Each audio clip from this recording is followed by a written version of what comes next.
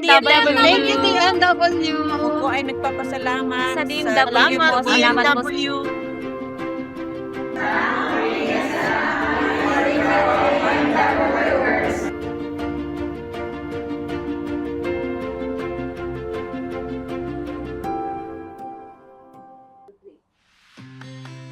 Magandang araw po. Ako po si Karen Bahia. Isa po akong logistics executive at 21 years na po ako dito sa Dubai. Nagpapasalamat po ako na naging bahagi ako ng Likha Global Business Plan Competition. Nagpapasalamat din po ako sa mga organizers ang BMW especially, for creating this platform that allows OFWs to transform their ideas into real-world business solutions.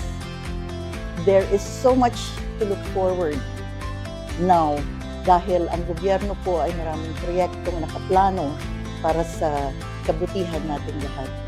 So, hang in there. Iayos lang po natin yung mga plano natin sa buhay at tutulungan po tayo. Kaakibay natin ang gobyerno para sa katuparan ng mga ito.